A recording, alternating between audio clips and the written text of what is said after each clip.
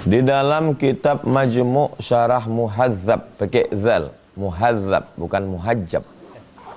Imam Syafi'i berkata, jika kalian mendapati dalam kitabku sesuatu yang bertentangan dengan sunnah, maka tinggalkanlah pendapatku dan sampaikanlah sunnah tadi. Apa maksud perkataan Imam Syafi'i? Apakah ada pendapat Imam Syafi'i yang bertentangan dengan sunnah? Saya misalnya ceramah, lalu saya bilang ke jamaah, kalau dapat kalian pendapat saya ini yang bertentangan dengan Quran dan sunnah, tinggalkan saya. Apa maksud cakap saya itu? Maksud cakap saya itu, tidak ada yang kucakapkan ini keluar dari Quran dan sunnah. Itu maksud cakap. Apakah ada pendapat Imam Syafi'i itu yang keluar dari sunnah? Tak ada. Karena Imam Syafi'i itu gelarnya Nasirus Sunnah. Imam Syafi'i itu gelarnya Nasirus Sunnah, penolong sunnah. Macam mana penolong sunnah pendapatnya bertentangan dengan sunnah? Kamu ikut Imam Syafi'i apa ikut sunnah? Kalau ada orang bertanya begitu, itu menunjukkan dia jahil murakkab, bodoh kuadrat. Kau ikut Syafi'i apa ikut sunnah?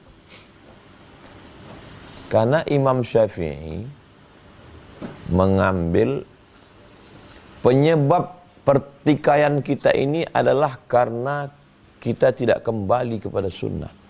Kalau kita kembali kepada sunnah, maka insya Allah kita tidak akan bertikai. Oh, jadi Ustaz, kalau kita kembali kepada sunnah kita tak bertikai? Tidak. Innal mayyita la yu'adzabu bibukai ahlihi. Mayat diazab kalau keluarganya menangis. Mayat ini diazab kalau keluarganya menangis. Dalam Al-Quran, wala taziru waziratu wizra ukhra. Orang tidak menanggung beban orang lain. Yang diazab ini siapa? Mayat. Yang menangis siapa? Bininya. Bininya yang menangis, kok lakinya diazab? Udahlah dulu waktu hidup dia udah azab kali. Sekarang udah mati pun kena azab juga gara-gara bini.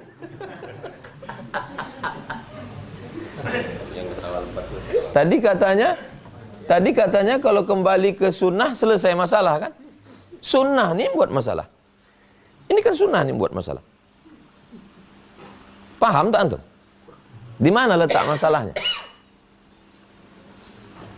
Wala taziru waziratun wizra ukhra. Orang tidak menanggung beban orang lain. Yang meninggal laki.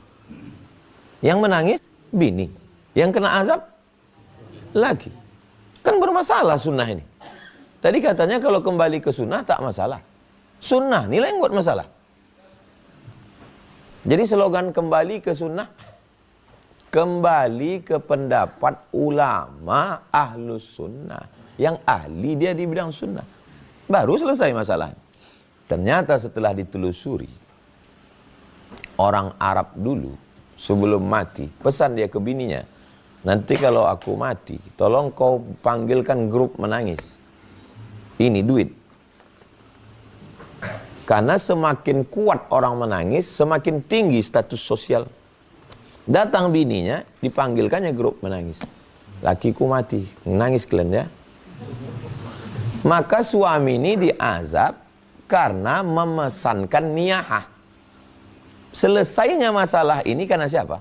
Karena ulama yang ahli paham. Bukan kembali ke sunnah, kembali kepada ulama yang mengerti sunnah. Aftaral hajim wal mahjum. Orang yang membekam, tahu bekam? Orang yang membekam dengan yang dibekam batal puasanya. Nih hadis, sunnah ini. Orang yang membekam dan dibekam batal puasanya. Satu lagi hadis, ihtajama Rasulullah sallallahu alaihi wasallam wa huwa shaim. Nabi berbekam padahal waktu itu dia dalam keadaan Menurut antum bermasalah tak sunnah? Bermasalah tak masalah? Di mana letak masalahnya? Katanya kalau berbekam batal. Nabi berbekam. Kan bermasalah. Tadi slogannya kalau kembali ke sunnah tak bermasalah. Sunnah ini bermasalah. Lalu macam mana menyelesaikan masalahnya? Kembali kepada ulama yang ahli sunnah. Ternyata ucapan riwayat mengatakan Nabi berbekam waktu dia sedang puasa itu lebih terakhir daripada hadis aftarul hajim wal mahjum. Jadi dalam kaedah ini dipakai nasih, mansuh, nasakh namanya. Hadis yang mengatakan berbekam membatalkan mansuh menurut mazhab Syafi'i.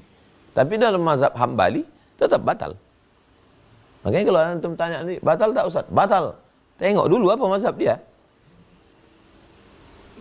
Mazhab Hambali. Kalau mazhab Syafi'i tak batal. Karena kan dalam mazhab Syafi'i hadis itu mansuh.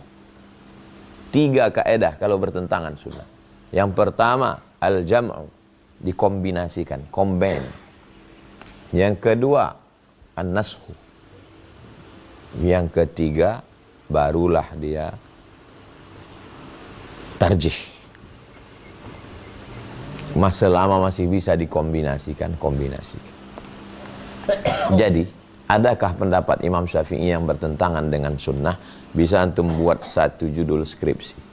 Pendapat-pendapat Imam Syafi'i yang kelihatannya bertentangan dengan sunnah ternyata tidak. Jadi skripsi antum satu. Pendapat-pendapat Imam Syafi'i yang kelihatannya bertentangan dengan sunnah ternyata tidak. Antum tulis skripsi itu, setelah sidang robah jadi buku. 100 pendapat Imam Syafi'i yang bertentangan dengan sunnah. Best seller. Saya kasih kata pengantar. Kita adakan bedah buku di kampus-kampus. Pendapat Imam Syafi'i yang kelihatannya bertentangan dengan sunnah, padahal tidak. Air dalam ember. Lalu saya masukkan tangan saya ke dalam. Habis itu saya masukkan lagi. Boleh? Boleh atau tak boleh? Boleh. Kalau hadis riwayat Utsman bin Affan, kata Utsman, ambilkan aku satu bejana. Utsman wudu, muka, wa aydiyakum ilal marafiq wamsahu bi ru'usikum wa arjulakum. Kata Utsman, man tawadda'a wudu'i hadza, siapa yang berwuduk dengan wudukku ini, beginilah aku menengok wuduk dari Rasulullah SAW. Dalam mazhab Syafi'i air itu mustakmal. Lalu antum pakai kaedah in sahhal hadis fahuwa madhhabi. Ini pendapatku, ini hadis. Campakkan pendapatku, pakailah hadis ini. Rupanya tak tahu Imam Syafi'i tentang hadis itu. Itulah fikih itu. Fikih itu bukan mengambil kesimpulan dari satu hadis. Dikumpulkannya banyak hadis, namanya maudhu'i. Kalau maudhu' hadis palsu, kalau maudhu'i tematik. Kumpulkan semua hadis, baru tarik satu hukum. Tidak ada pendapat Imam Syafi'i bertentangan dengan sunnah.